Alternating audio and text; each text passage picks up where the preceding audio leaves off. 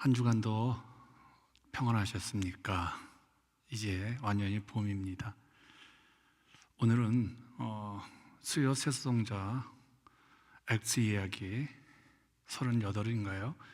사도행전 11장 19절에서 30절 안디옥 그 교회가 그립다라는 주제로 추적을 해보겠습니다. 현대 교우들, 물론 이제 교회를 다니는 이제 성도들이나 이제 목회자들이 가장 닮고 싶은 교회가 역사상 두 교회가 있죠. 예루살렘 교회와 이 안디옥 교회입니다. 어쩌면 이 시대에 교회가 위기라고 하는 이 시대에 저는 안디옥 교회가 더 그립기 때문에 이 안디옥 교회가 그립다라는 주제로 삼았습니다. 인류 역사 처음으로 이스라엘이 아닌 이방인 땅에 처음 세워진 교회가 바로 이 안디옥 교회입니다. 놀라운 사실이죠. 지금이야 세계 각처에 교회가 세워졌지만 이 당시만 해도 이방인들에게는 교회가 세워질 수가 없는 그런 환경인데 드디어 안디옥 교회가 이제 세워진 겁니다. 구절 연구와 묵상, 오늘은 좀 다르게 한번 진행을 해보려고 합니다. 묵상이라는 것을 하나 더 집어넣어 보았습니다. 19절입니다. 그때 스데반의 일로 일어난 환란으로 말미암아 흩어진 자들이 베니게와 고브로와 안디옥까지 이르러 유대인에게만 말씀을 전하는데, 여기에 그때라는 말은 이제 맨눈이라는 접속어인데 확신하건대 그러므로 이런 뜻입니다. 이제 이전 사건 바로 앞절 그 사건의 필연적인 결과로 이런 일들이 일어났다는 겁니다. 고넬료 집안의 성령이 강림한 그 결과로 이제 이 사건이 일어났다는 겁니다. 이 말은 베드로가 이스라엘 영토인 가이사라의 이방인 고넬료 집에 최초의 이방인 교회를 세웠지요. 그 필연적인 결과로 이스라엘 영토 밖 이방 땅 안디옥에 최초의 이방인 교회가 세워진 겁니다. 이게 무슨 말이냐면요, 고넬료 집에는요 교회가 세워졌는데 그것은 유대인 땅에서 이스라엘 땅에서만 세워진 이방인 교회입니다. 근데 이방인 땅에 최초로 이방인들의 교회가 세워진 것은 이제 안디옥 교회라는 그 의미입니다. 스데반의 일로, 스데반의 순교죠. 이 스데반의 순교가 복음의 확산에 크게 기여했다는 겁니다. 그의 죽음으로 말미암아 그리스도에 대한 박해가 예루살렘, 이스라엘은 극에 달했죠. 그러자 예루살렘에 있던 많은 그리스도인들이 흩어져 베니게와 구브로와 안디옥까지 이제 가게 됩니다. 이런 생각을 해봅니다. 인간은 매우 이기적인 본성을 가지고 있습니다. 무슨 얘기냐? 편한 곳에 안주하려는 그런 생각들이 많습니다. 그래서 만약에 초대교회에 박해가 없었다면 복음이 과연 이방인 땅까지 이르렀을까? 인간 본성으로 본다면 자연스럽게 이 일은 일어나지 않습니다. 구브로는 현재 지중해에 위치한 키프로스라는 섬이죠. 베니게는 지금으로 말하면 레바논 지역입니다. 안디옥은 예루살렘에서 480km 떨어진 수리아 안디옥이라고 부릅니다. 알렉산더 대왕이 죽은 다음에 장군이었던 셀레우코스 1세는요 주전 312년 이제 중동 지향을 통일하고 셀레우코스 왕조를 세우죠.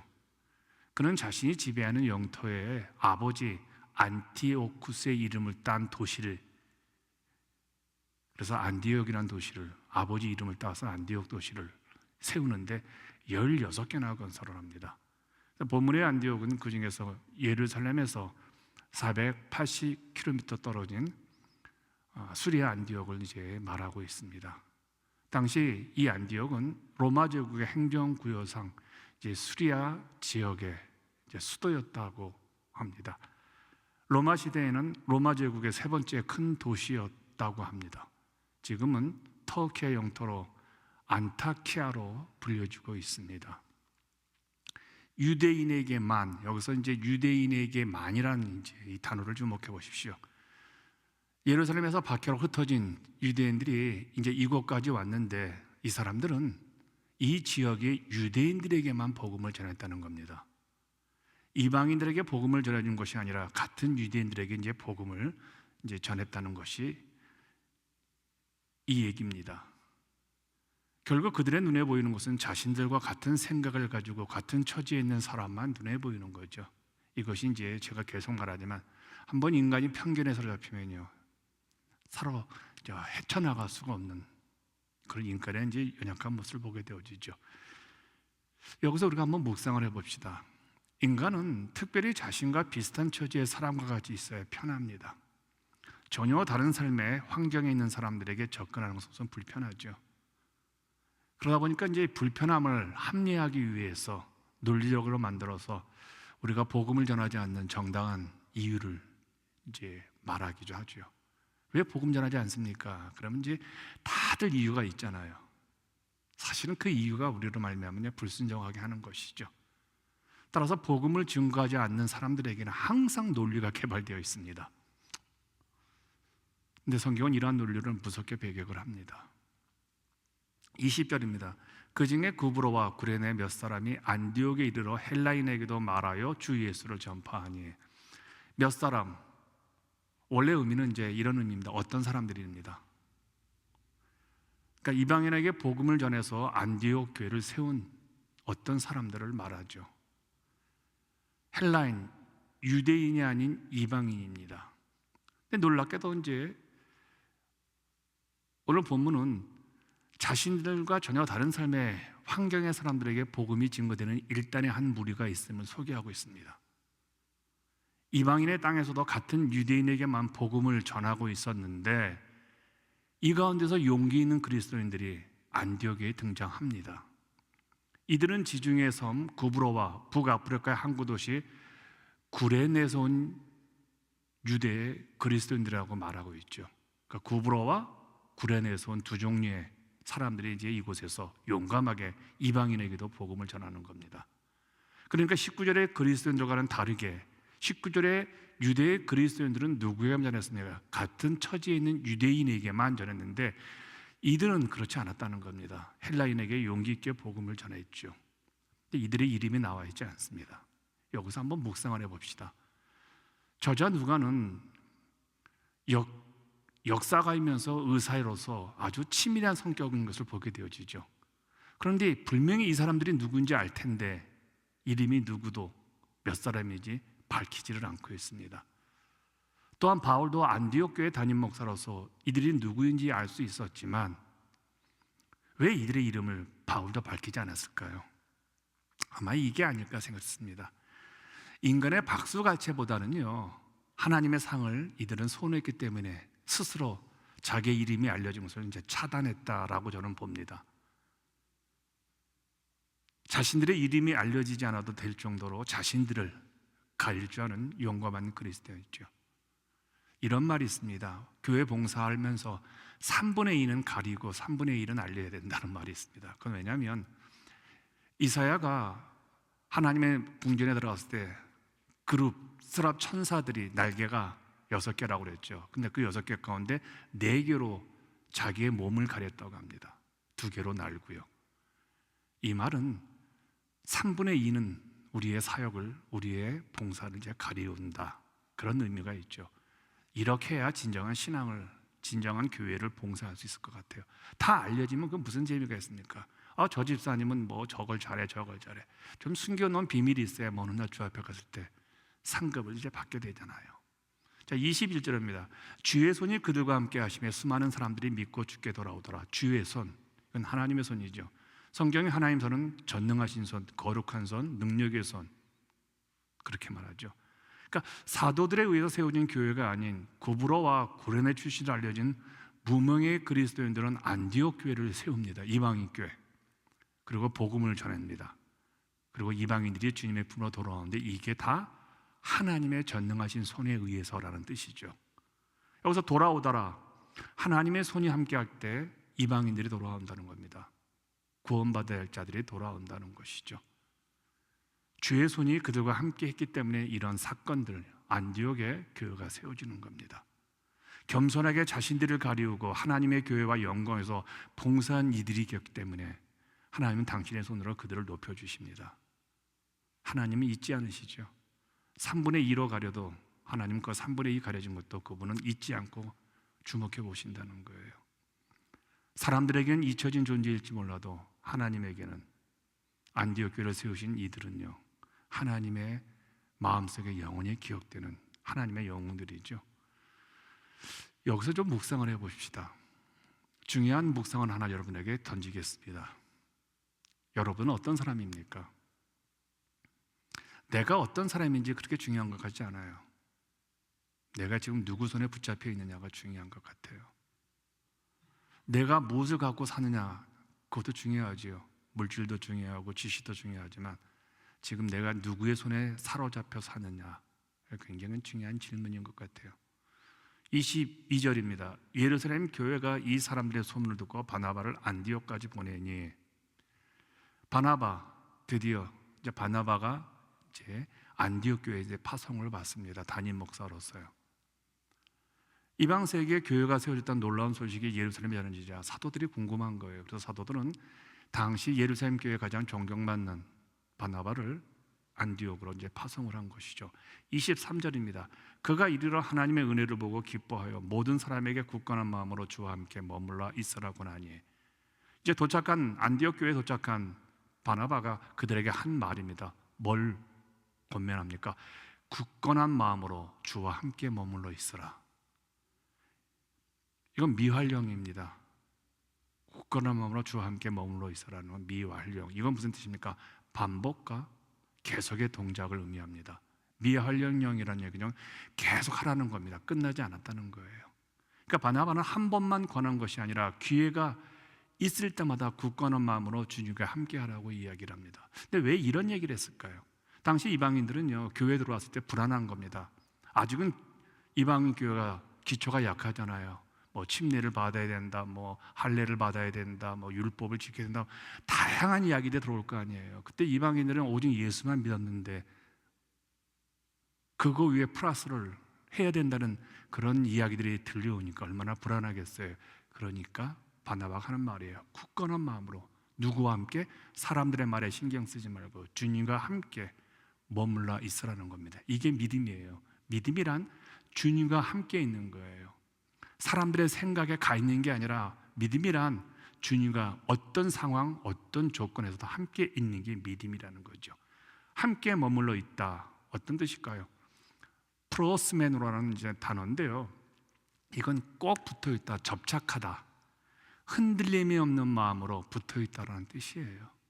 그러니까 주님을 절대로 이제 놓치지 않겠다는 결연한 마음으로 주님께 붙어 있는 것이 믿음이라는 거예요.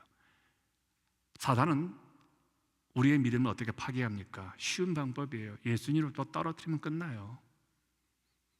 여기서 묵상입니다. 바나바가 안디옥 교우들에게 굳건한 마음으로 주께 붙어 있으라고 권할 수 있었던 이유는요, 24절에 소개되고 있어요. 바나바는 24절에 어떻게 소개되고 있습니까? 착한 사람이요, 성령과 믿음이 충만한 사람이었다.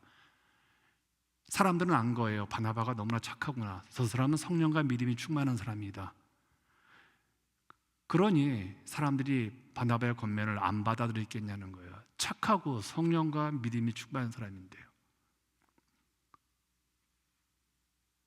만약에 바나바가 착하고 성령과 믿음이 충만하지 않았더라면요, 이 권면이 의미가 없겠죠.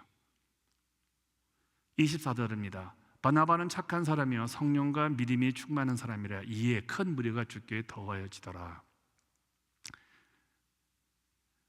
우리 성경에는 없는데 원어를 보게 되어지면 호티라는 말이 맨 앞에 붙어 있습니다. 왜냐하면 바나바가 안디옥 교우들에게 권면하는 거, 그가 권면할 수 있었던 중요한 이유는 직책도 물론 담임 목사이기도 하겠지만 그에게 중요한 이 바나바의 성품이 착하고 바나바가 성령과 믿음이 충만했기 때문이라는 거예요. 왜냐하면 바로 그 24절이 바나바가 착한 사람이고 성령과 믿음이 충만한 사람이에 이에 큰 미래가 주께 더하여지더라. 착한 사람이요. 착한 사람은 어떤 의미가 있을까요? 도덕적으로, 윤리적으로, 물론 그런 의미도 있겠지만 성경에서는 이렇게 말합니다. 굳건한 마음으로 주께 붙어 있는 그런 분을 착한 사람이라고 말해요. 그러니까 성경의 원리는 사람의 기본을 착함에서 둡니다. 충성되고 착한 사람이 아니잖아요. 착하고 충성된 종이라는 의미잖아요. 성경은 똑똑하고 유능한 사람보다 착한 사람을 선호합니다. 인격적으로 선한 사람을 성경은 선호한다는 거죠. 교회는 그러므로 착한 사람들이 많아야 합니다. 선한 사람이 많아야 돼요. 우리가 예수를 믿었다는 것은요, 악한 사람이었잖아요. 착하지 않은 사람이었잖아요. 그런데 예수를 믿는 것 말미암아 예수께 붙어있는 선한 사람, 착한 사람이 되었다는 것이죠. 그래서 바나바에 대해 가장 관심이 있는 부분이 그가 착한 사람이라는 것에 우리는 좀 주목하셔야 합니다. 신앙의 기본은 착함에서 출발합니다. 근데 요즘은 착한 사람이란 말이 이제 무능력한 사람이란 말로 들리시죠. 좀 악하고 막 집착성이 강하고 무언가 막 성취 욕구가 있어서 막 움직이는 이런 사람들이 이제 우대받는 사회에서 조용히 자기의 착함과 선함으로 살아가는 분들은 이제 따돌림 받는 그런 이제 세상입니다. 그러나 바나바는 본질적으로 이 착한 것만 갖고 있는 것이 아니라 또 다른 성격이 있었다고 말합니다. 성령과 믿음이 충만한 사람이라고 말하죠. 근데 이 순서를 한번 보세요. 믿음과 성령이 충만하다고 하지 않았습니다. 성령과 믿음이라는 순서를 주목해 보시기 바랍니다. 왜 그럴까요? 믿음은 내가 만들어낼 수 있습니다. 믿습니다. 목회도 내가 믿음을 할 수 있어요. 교회 섬기는 것도 내 믿음을 할 수 있어요. 근데 그게 얼마나 가겠습니까? 이게 문제예요. 그래서 성령으로 구원받고 성령의 지배받고 성령의 통치와 성령에 순종하는 사람, 그 다음에 믿음이 나오는 거예요. 그런데 여기서 한 가지 질문이 듭니다. 어떻게 한 사람이 착한 것과 성령과 믿음이 충만한 이 두 개를 가질 수 있냐는 거예요. 바나바는 참 대단한 사람인 것 같아요. 착한 거 하나 갖기도 어렵잖아요. 그런데 착한 플러스 성령과 믿음이 충만한 사람이라고 말합니다.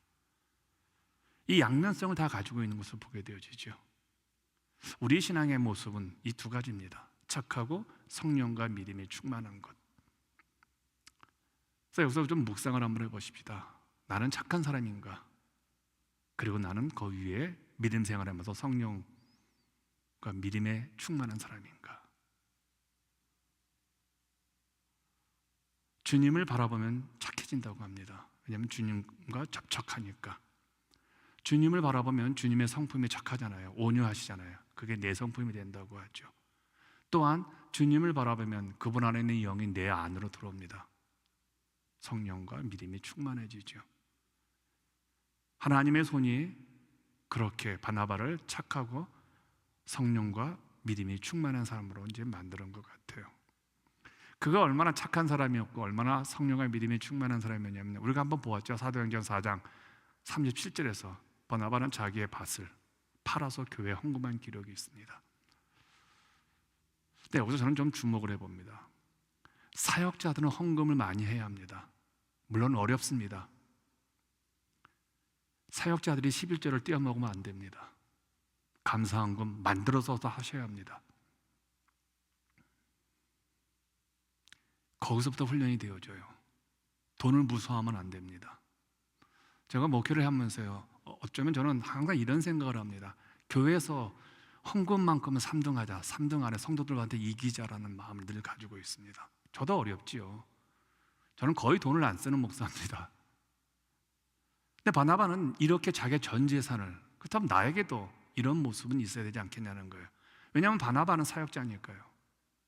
성도들을 본이 되어야 될 사람이니까요. 그러니까 자신의 밭을 팔아서 교회 헌금한 이 바나바의 이 마음이 얼마나 착한 마음입니까? 성도들을 나눠주고자 하는 것들이요. 이게 이제 하나님의 눈에 들어오게 되는 것들이죠. 25절입니다. 바나바가 사울을 찾으러 다소에 가서, 여기서 찾으러 하나님의 뜻임을 알기 때문에 이런 수고를 합니다. 사람을 찾아 나서는 거예요. 동역자를 찾아 나서는 거예요. 나와 함께 일할 하나님의 사람을 찾아 나서는 거예요. 저는 바나바의 가장 근사한 모습이 이것 같아요. 사울을 인정했다는 것 같아요.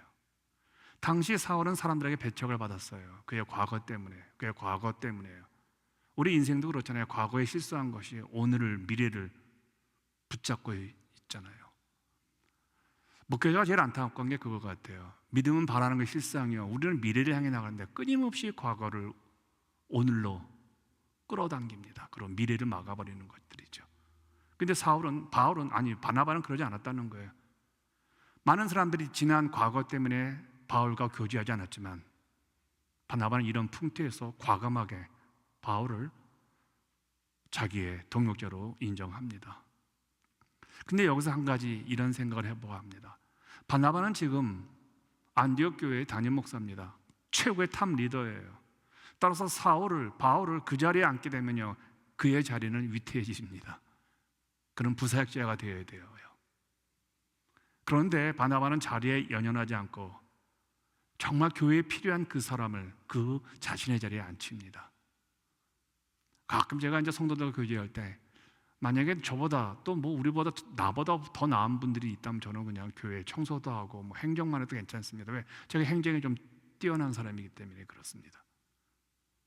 근데 그게 자꾸 립서비스로 사람들에게 비춰질 때 나는 진심이 그건데, 내가 무슨 뭐 김구 선생처럼 해방된 교회, 해방된 나라의 뭐 문지기 뭐 그 정도는 아니지만 교회가 살아났으면 했다면, 교회가 성장할 수 있다면 뭐 제 역할이 뭘 이렇게. 그래서 제가 거기서 이제 공유 목회라는 것을 끄집어냈습니다. 함께 교회를 세우자. 결국 바나바는 사람을 섬기는 일에 아주 탁월한 모델이 된 것이죠. 여기서 우리 묵상합시다. 안디옥 교회들이 늘어나기 때문에 바나바는 자기 홀로 안디옥 교회를 목회하는 것이 역부족임을 깨닫죠. 그래서 동역자를 구합니다.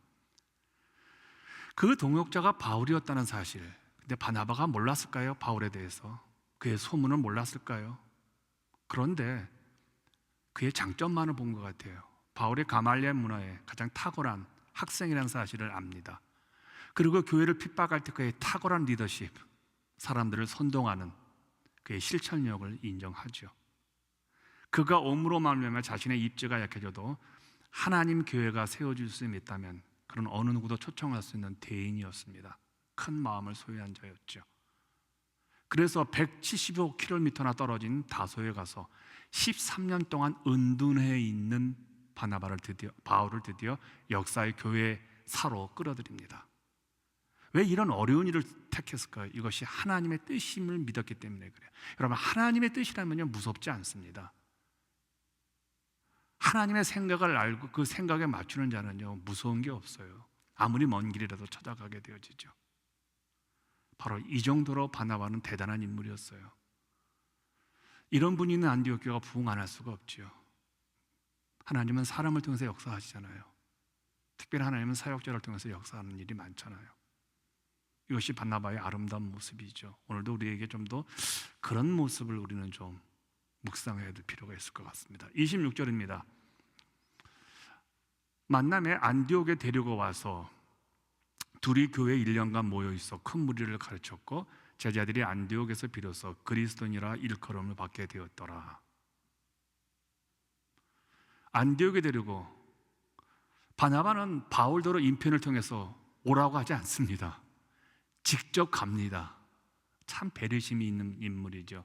그래 착한 사람 같아요. 와서 그때 바울 또한 그 바나바의 제안에 탑석 받아들입니다. 우리 같이 목회합시다. 바울은 두려울 거예요. 13년 만에 이제 역사의 무대, 교회 무대에 등장하는데 얼마나 두려웠겠어요. 그런데 그 제안을 받아들입니다.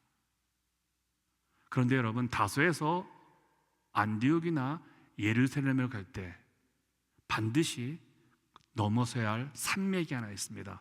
아마누스 산맥이라고 합니다. 다소에서 안디옥을 가든 다소에서 예루살렘을 가든 이 아마누스 산맥을 넘어야 합니다. 저는 차로 넘어봤습니다. 5시간을 망냥. 어마어마한 큰 산이에요. 근데 이 산맥을 바울은 3번이나 넘어요. 20세 때 유학기 청운의 꿈과 야망을 품고 첫 번째로 이 산맥을 넘었을 거예요. 두 번째, 이 산맥을 넘었을 때는 어떻습니까?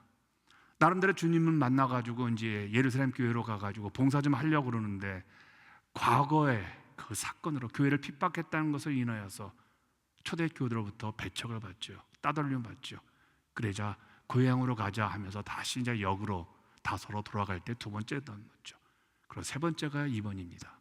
이제 바나바와 함께 새로운 도전을 하는 겁니다. 안디옥에 가서 이방인들이 교회를 세워졌대더라. 충격을 받겠죠. 아니, 유대인의 교회가 어떻게 이방인까지. 그 일에 바나바와 바울이 의기투합해서 이제 가는 거예요.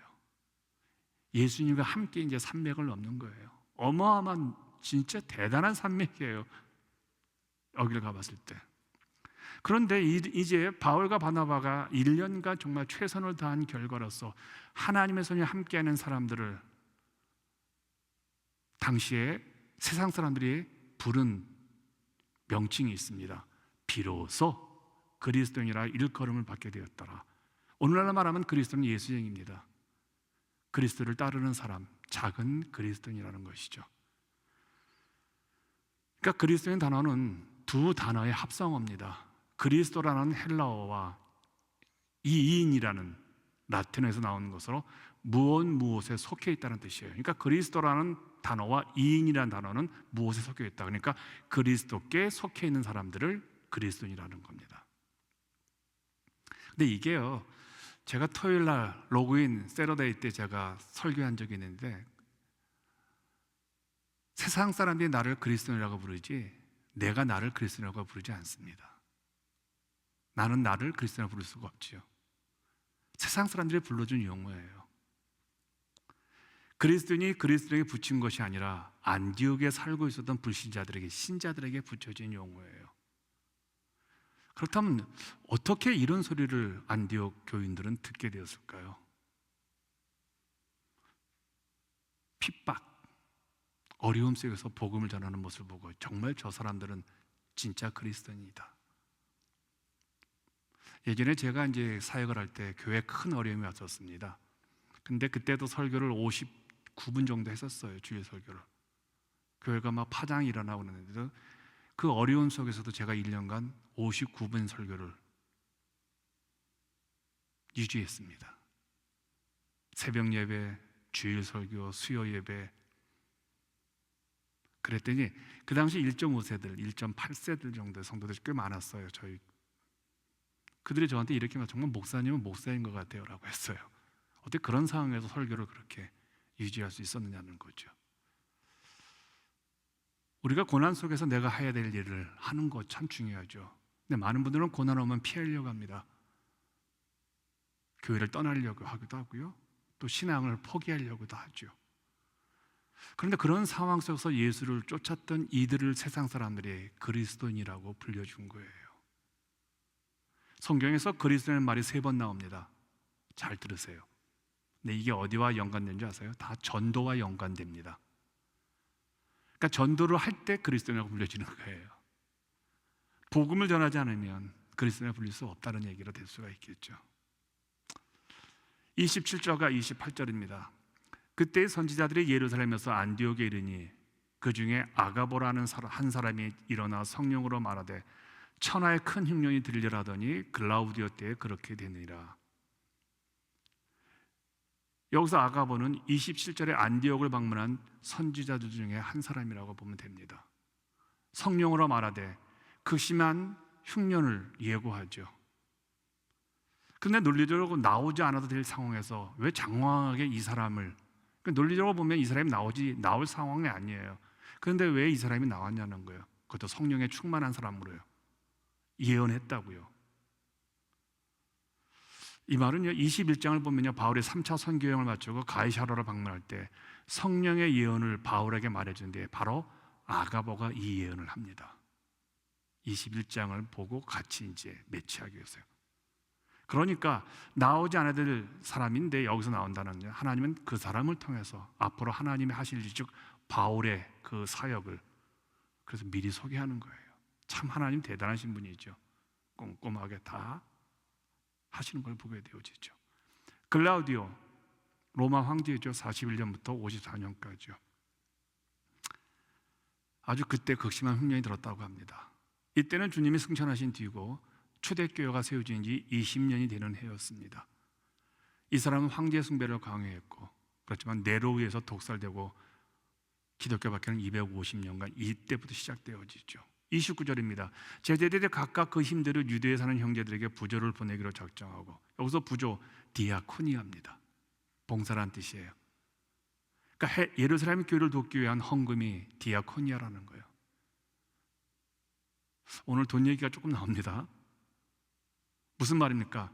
흉년으로 재난을 당한 사람 돕는 봉사가 여러 가지가 있을 수 있겠지요. 유민품을 보낼 수 있고요, 직접 찾아가서 노동할 수도 있죠. 그리고 격려의 서신을 보낼 수도 있죠. 그런데 여러분, 갑자기 어려운 사람을 신속하게 돕는 것은요, 자기 주머니의 돈을 나누어줄 것보다 더 확실한 봉사는 없다는 거예요. 어설픈 유민품보다 그들에게 가장 필요한 것을 사용할 수 있도록 돈을 보내는 이 안디옥 교들의 모습을 성경은 그래서 봉사라는 디아코니아, 돈도 봉사이라는 그런 의미에서 구분하지 않았다는 거예요. 그러니까 가장 귀한 봉사가 돈으로 하는 것임을 오늘 본문은 디아코니아라는 표현을 써서 보여주는 겁니다. 작정하고 예루살렘 교회를 돕겠다고 작정한 것은 이제 칭찬받을 일이죠. 계산만 한 것도 중요하죠. 그렇지만 계획한 것을 그대로 실행하는 것은 칭찬드릴 일이죠. 이제 마지막 절입니다. 이를 실행하여, 30절입니다. 이를 실행하여 바나바와 사울의 손으로 장로들에게 보내니라. 이를 실행하여, 계획한 것을 실천했다는 거예요. 조금 전에 작정했다고 그랬죠. 우리는 작정한 것을 미룰 수 있죠. 여기서 중요한 이야기를 하겠습니다.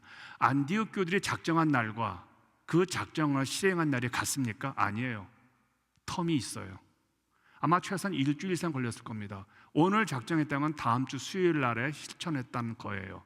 그런데 이런 시차가 있었음에도 불구하고 안디옥 교회들은 봉사하겠다는, 돕겠다는 그 마음이 변하지 않았다는 거예요.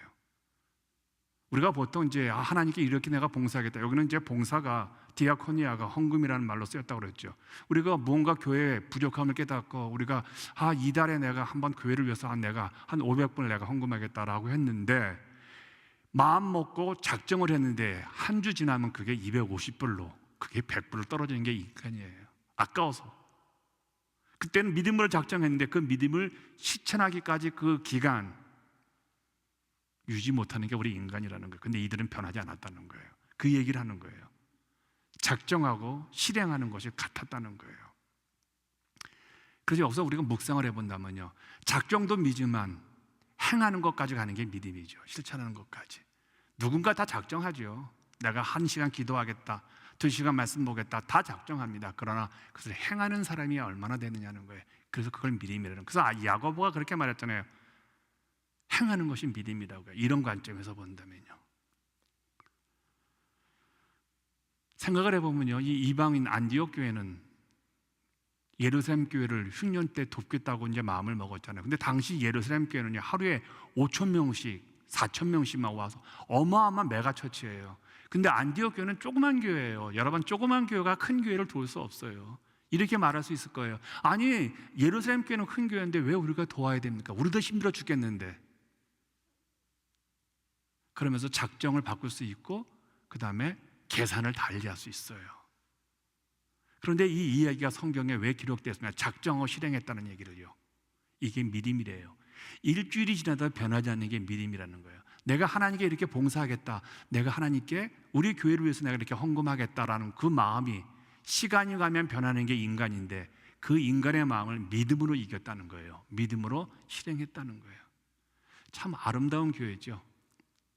안디옥 교회는요, 이런 면에서 본다면요, 우리가 초대교회 이 안디옥 세속성자들이 우리들에게 내려준 삶의 숙제가 하나 있습니다. 그건 뭐냐면요, 영향력이에요.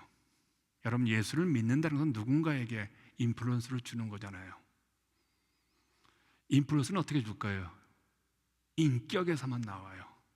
오늘날은 많은 사람들이 성과주의에 매몰되어 있죠. 큰 거, 많은 것, 규모. 근데 그리스도인들은 성과보다는 성숙을 향하죠. 성숙해져야 나눌 수 있어요. 여러분, 돈을 많이 가졌다고 해서, 시간이 많이 했대서 봉사하지 않습니다. 성숙한 사람만이 헌신할 수 있고, 성숙한 사람만이 하나님께 나의 재정의 일부를 규칙적으로 끊임없이 드리게 되는 것이죠. 그래서 오늘 본문을 통해서 우리는 깨달아야 합니다. 내 인격은 무엇로 만들어지고 있는가? 착함과 성령과 믿음이 충만한 것으로요. 바로 바나바와 같은 인격 좋은 사람이 오늘 우리가 본받아야 될 사람이고, 하나님은 그런 사람을 통해서 이렇게 안디옥 교회를 교회사적으로 가장 놀라운 교회로 만드셨다는 거예요. 여러분, 이런 사람이 되시길 우리가 결심하십시다. 존귀한 자가 되십시다. 세상도 인정받는 것보다 하나님도 인정받는. 그래서 이사야 32장 8절 이런 말이 있어요. 존귀한 자는 존귀한 일을 계획하나니. 존귀한 자는 존귀한 일을 계획한대요. 그리고 그걸 작정하고 실행한다는 그런 의미죠. 오늘 그런 의미로서 우리가 살아가십시다. 우리 함께 새 소성들이 우리에게 들려준 숙제 기도를 하십시다. 첫 번째입니다. 하나님의 손으로 핍박을 넘어서는데 결국은 복음을 전하는 것으로 드러납니다. 내가 핍박받고 있다면요, 그건 복음으로 드러나야 합니다. 그래서 꼭 기도하십시오. 핍박받을 때 그 핍박에 함몰되지 마시고 나를 통해서 하나님이 복음을 전하라 하시는구나라고요. 두 번째입니다. 착한 사람이여 성령과 믿음이 충만한 자, 오늘 우리가 본받아야 될 삶의 자세입니다. 성숙이 바로 이 모습입니다. 내가 어떻게 성숙한 자가 될까요? 착한 사람, 그다음에 성령과 믿음이 충만한 사람이죠. 마지막 기도 제목입니다. 그리스도는 우리가 하는 말이 아닙니다. 내 스스로가 그리스도는 아니라 주변에서 불려주는 말입니다. 주변으로부터 인정받는 삶을 살아가시길 바랍니다. 사람들에게 이제 인정받는 존귀한, 존경받는 그런 신실한 사역자들과 우리의 성도들 되시기를 기대합니다. 함께 같이 기도하십시다.